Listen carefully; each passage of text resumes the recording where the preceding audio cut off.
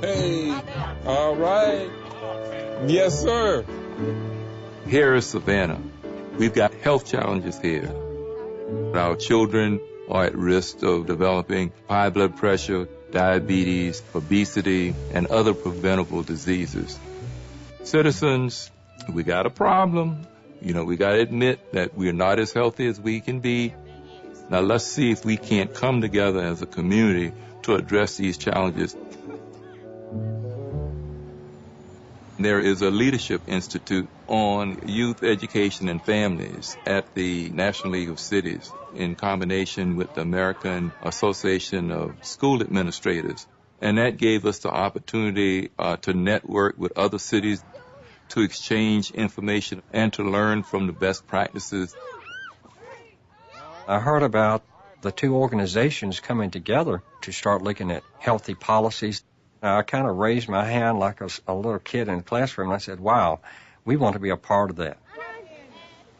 We were able to get that technical assistance that we were looking for to really look at some policies and some practices that had been in place for numbers of years. One of the things that we've been working on is replacing sodas and junk food in the schools. It's a policy change, and when I say no, we're going to change those, you get pushback.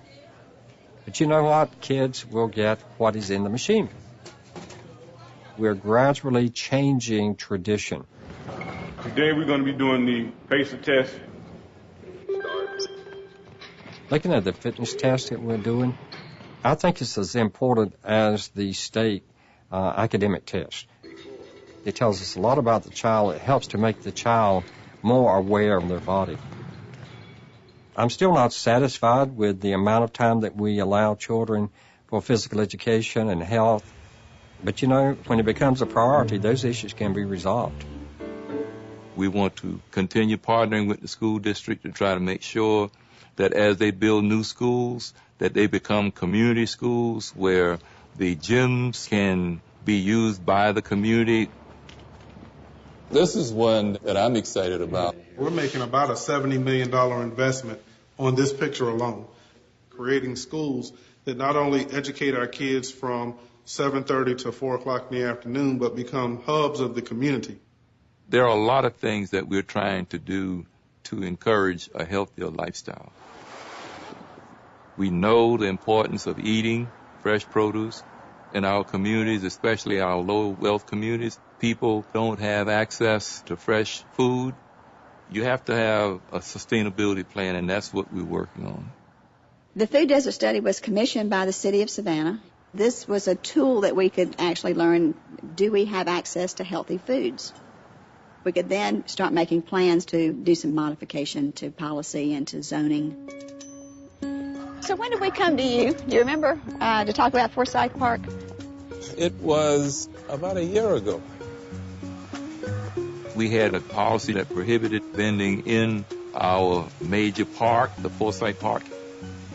We wanted to have a farmer's market there every week, so individuals would come to the park and buy their fruits and vegetables there. So we said that we could change the policy that prohibited this kind of vending, and we made that policy change, and it's been an overwhelming success.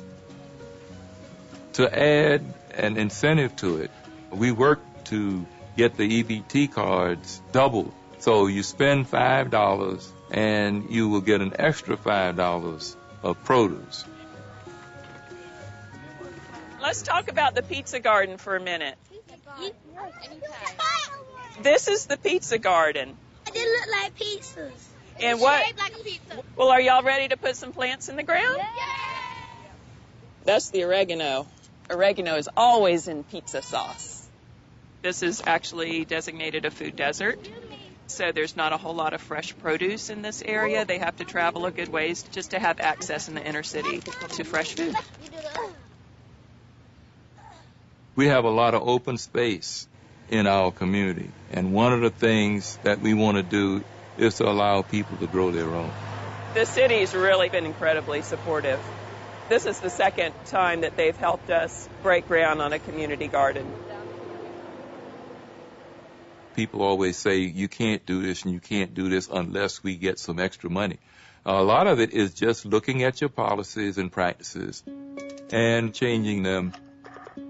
If you look at the country, there is a groundswell of awareness now around being healthier. Look at all the bicycles over there being used. People are bicycling and they walk a lot. They go to the market. And we see more and more of this every day.